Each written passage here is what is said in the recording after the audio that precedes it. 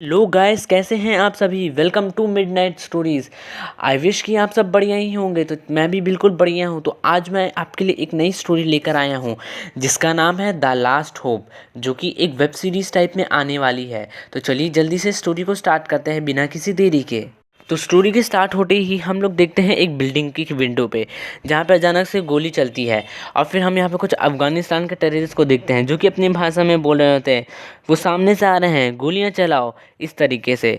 जिसके बाद हम कुछ सोल्जर्स को देखते हैं जो कि यहाँ पर लड़ रहे होते हैं उन सोल्जर्स से, यानी उन टेररिस्ट से। और देखते ही देखते वो सभी टेररिस्ट को ढेर कर देते हैं और यहाँ पर उनके बॉस को पकड़ लेते हैं। और वो बॉस उसका कह रहा तो है कि तुम एक सर काटोगे तो 2 सर और उगेंगे, 3 और उगेंगे और फिर 100 और उगेंगे। इतना कहते हुए एक सोल्जर उसके ऊपर गोली चला देता है। और जिस सोल्जर ने उसके ऊपर गोली चलाई है उसका नाम है संदीप सिंह। और यहाँ पे वो उसके बाकी टीम मेंबर्स को कहता है कि ये ज़्यादा ही बोल रहा था इसीलिए मार दिया। जिसके बाद हम लोगों को पता चलता है ये असल में एक मिलिट्री एक्सरसाइज हो रही होती है।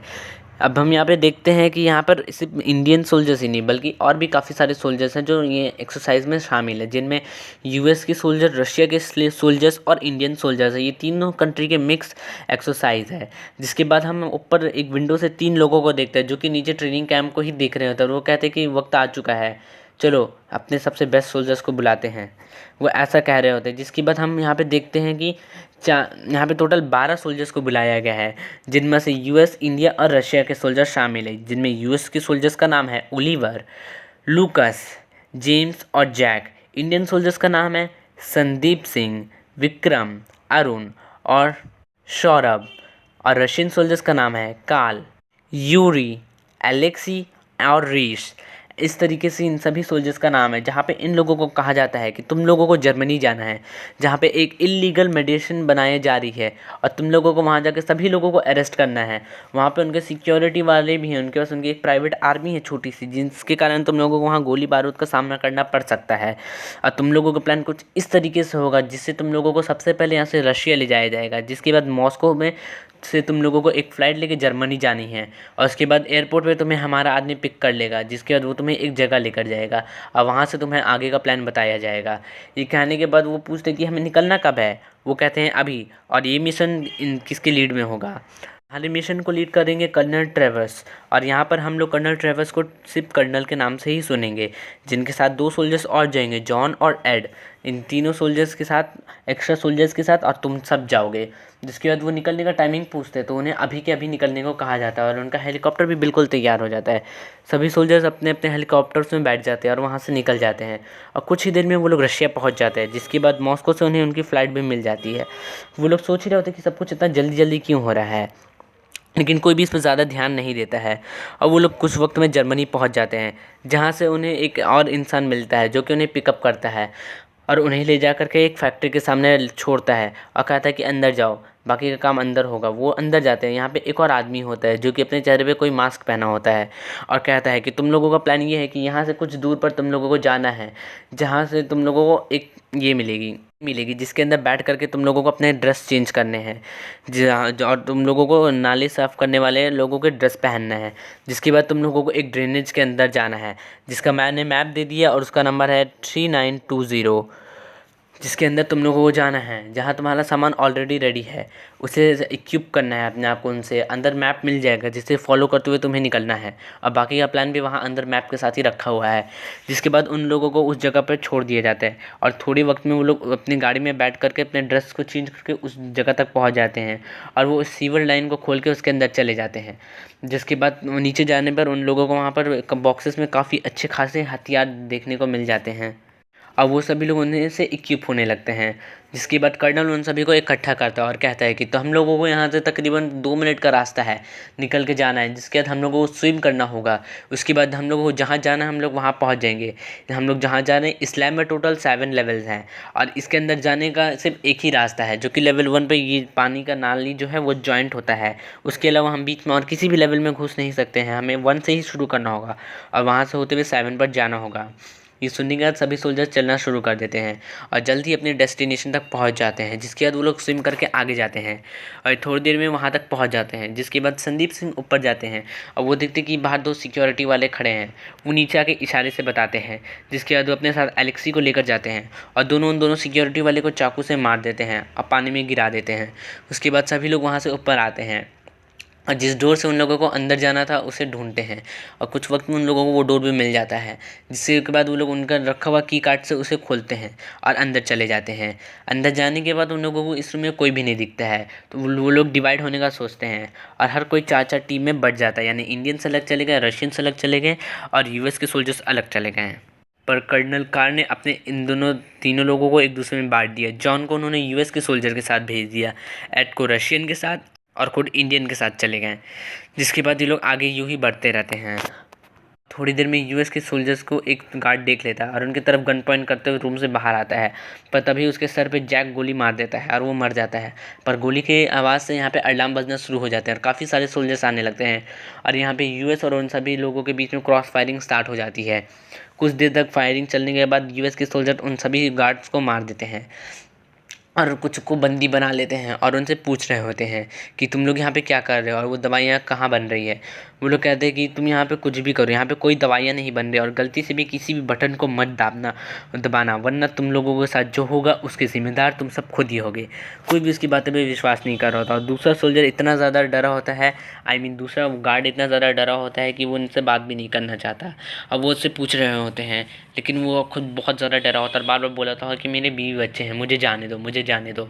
वो कहता है कि मैं तुम्हें फ़ोटो भी दिखाता हूँ, मैं तुम्हें सब कुछ बता दूंगा, मुझे मत मारो। और वो अपने जेब में हाथ डालता है और हाथ डालने के बाद एक गोली निकाल कर चला देता है, जो कि जाकर डायरेक्ट जैक के पेट में लगती है और जैक वहाँ पे गिर जाता है। गुस्से में आए सोल्जर तुरंत ही बिना कुछ सोचे समझे उसे उड़ा देते हैं और जैक के पास जाते हैं, जहाँ जैक मरने लगता है।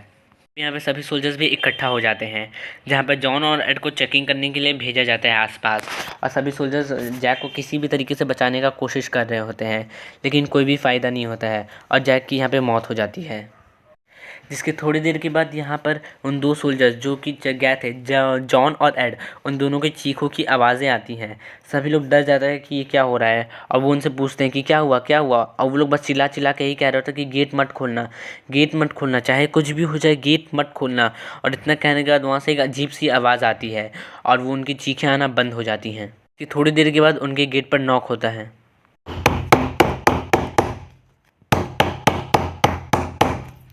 इस तरीके से नॉक होने लगता है और सभी सोल्जर्स सोचते हैं कि क्या हुआ, और एक सोल्जर उसे खोलने जाता है, पर बाकी सब उसे रोक देता है और कहते हैं कि तुमने सुना नहीं था वो उन दोनों ने क्या कहा कि गेट मत खोलना।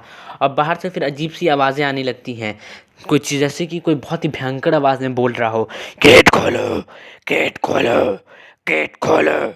इस तरीके की आवाज़ में सभी लोग काफ़ी ज़्यादा डर जाते हैं कि क्या चीज़ है। तभी वहाँ पर उनका अरुण नाम का सोल्जर उन्हें कैमरे की तरफ बुलाता है और दिखाता है कि बाहर एक अजीब सा मॉन्स्टर जिसका एक हाथ काफ़ी लंबा है, लेकिन वो दिखने में बिल्कुल इंसान की तरह है। वो गेट को ज़ोर ज़ोर से पीट रहा होता है और बार बार यही कह रहा होता है कि गेट को खोलो, गेट को खोलो। सभी सोल्जर्स के ये देख के तो रोंगटे ही खड़े हो जाते हैं, मानो कि उन्हें सांप सूंघ गया हो, और कोई भी गेट नहीं खोलता और कुछ वक्त के बाद आवाज़ आना भी बंद हो जाता है। जिसकी थोड़ी देर बाद सब लोग चैन की सांस लेते हैं और तभी उन्हें वेंट से किसी के चलने की आवाज़ आती है और उन्हें चूहे लगते हैं। लेकिन तभी ऊपर का वेंट टूटता है और ये वही इंसान था।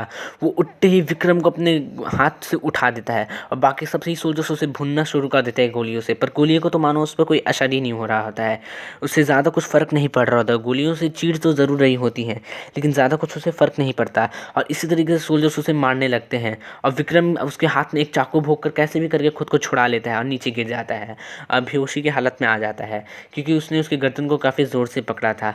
अब बाकी सोल्जर्स उसके ऊपर गोली चलाए जा रहे होते हैं, पर तभी उनका कर्नल दौड़ कर आता है और अपने एक सोल्जर रीस की मदद से उसके पीठ पे जंप करते हुए जा करके उस सोल्जर के सर में अपने तलवार को घुसा देता है, जिसके बाद उस मॉन्स्टर की तुरंत ही मौत हो जाती है और वो वहाँ मर जाता है। अब सभी सोल्जर हैरानी में एक दूसरे के साथ डिस्कशन कर रहे होते हैं कि यहाँ चल क्या रहा है एक्चुअली में, और सब कर्नल की तरफ देख रहे होते हैं कि आप ही तो हमारे लीडर क्या आपको पता है यहाँ पे क्या हो रहा है? वो कहता है कि मुझे कैसे पता होगा, मैं भी तो तुम लोगों के साथ ही आया हूँ, जितना तुम्हें पता है उतना ही मुझे भी पता है।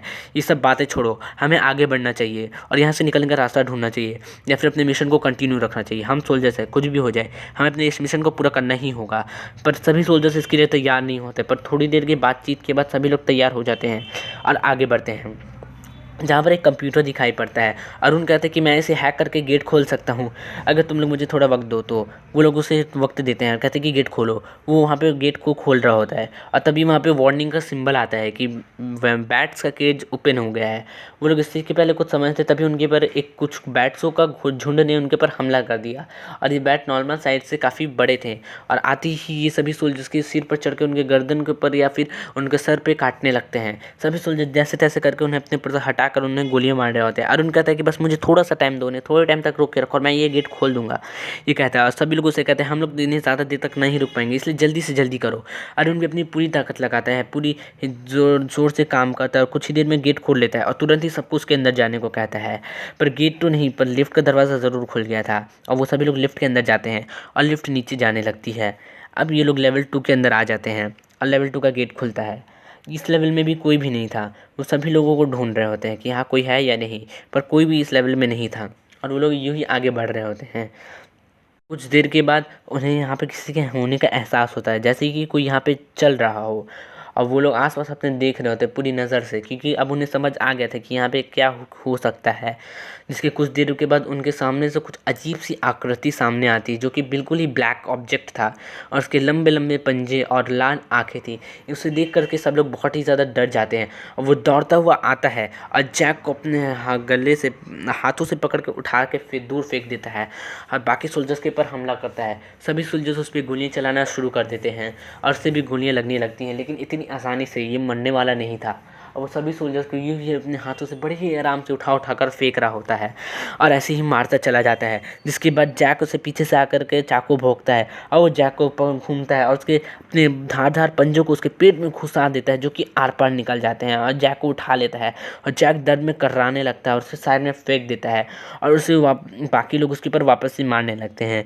पर तभी रीस, जिसके कंठ के नीचे कैनन लगी हुई थी छोटी सी, उस कैनन को उसके मुंह के अंदर फायर कर देता है और उसके मुंह के चिथड़े उड़ जाते हैं। पर तभी ये नहीं मरता और वो सभी लोगों के ऊपर अभी भी हमला कर रहा होता है, लेकिन आहिस्ता आहिस्ता कमज़ोर पड़ के वो भी मर कर गिर ही जाता है और सभी लोग जैक के पास जाते हैं। पर तब तक बहुत देर हो चुकी थी। जैक अपनी सांसें गिन चुका था, आखिरी सांसें गिन चुका था और इस दुनिया को छोड़ के जा चुका था।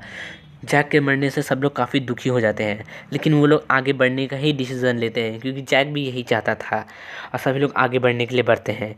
अभी के लिए ये वीडियो यहीं पे, आगे का पार्ट आपको जल्द ही मिलेगा। उम्मीद करता हूँ आपको ये वीडियो पसंद आई। अगर पसंद आई हो तो कमेंट करिए और मैं मिलता हूँ आप लोगों से अगली वीडियो में। तब तक के लिए बाय बाय।